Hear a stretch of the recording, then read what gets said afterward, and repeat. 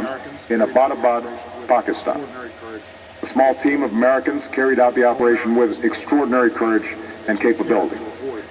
No Americans were harmed. They took care to avoid civilian casualties. After a firefight, they killed Osama bin Laden and took custody of his body.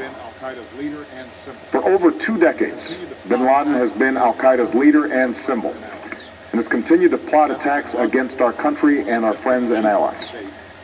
The death of bin Laden marks the most significant achievement to date in our nation's effort to defeat al-Qaeda. Yet his death does not mark the end of our efforts. There's no doubt that al-Qaeda will continue to pursue attacks against us. We must, and we will, remain vigilant at home and abroad. As we do, we must also reaffirm that the United States is not and never will be at war with Islam. I've made clear, just as President Bush did shortly after 9/11, that our war is not against Islam. Bin Laden was not a Muslim leader. He was a mass murderer of Muslims. Indeed, al-Qaeda has slaughtered scores of Muslims in many countries, including our own. So his demise should be welcomed by all who believe in peace and human dignity. Over the years, I've repeatedly made clear that we would take action within Pakistan if we knew where bin Laden was. That is what we've done. But it's important to note that our counterterrorism cooperation with Pakistan helped lead us to bin Laden and the compound where he was hiding. Indeed, bin Laden had declared war against Pakistan as well, and ordered attacks against the Pakistani people. Tonight, I called President Zardari, and my team has also spoken with their Pakistani counterparts. They agree that this is a good and historic day for both of our nations.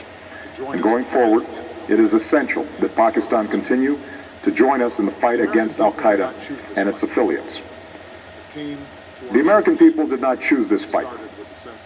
It came to our shores and started with the senseless slaughter of our citizens. After nearly 10 years of service, struggle, and sacrifice, we know well the costs of war. These efforts weigh on me every time I, as Commander-in-Chief, have to sign a letter to a family that has lost a loved one, or look into the eyes of a service member who's been gravely wounded. So Americans understand the costs of war. Yet, as a country, we will never tolerate our security being threatened, nor stand idly by when our people have been killed. We will be relentless in defense of our citizens and our friends and allies. We will be true to the values that make us who we are. And on nights like this one, we can say to those families who have lost loved ones to al-Qaeda's terror, justice has been done. Tonight, we give thanks to the countless intelligence and counterterrorism professionals who've worked tirelessly to achieve this outcome. The American people do not see their work, nor know their names. But tonight, they feel the satisfaction of their work and the result of their pursuit of justice. We give thanks for the men who carried out this operation, for they exemplify the professionalism, patriotism, and unparalleled courage of those who serve our country. And they are part of a generation that has borne the heaviest share of the burden since that September day. Finally, let me say to the families who lost loved ones on 9/11 that we have never forgotten your loss, nor wavered in our commitment to see that we do whatever it takes to prevent another attack on our shores. And tonight, let us think back to the sense of unity that prevailed on 9/11. I know that it has at times frayed. Yet today's achievement is a testament to the greatness of our country and the determination of the American people. The cause of securing our country is not complete, but tonight we are once again reminded that America can do whatever we set our mind to. That is the story of our history. Whether it's the pursuit of prosperity for our people, or the struggle for equality for all our citizens, our commitment to stand up for our values abroad, and our sacrifices to make the world a safer place.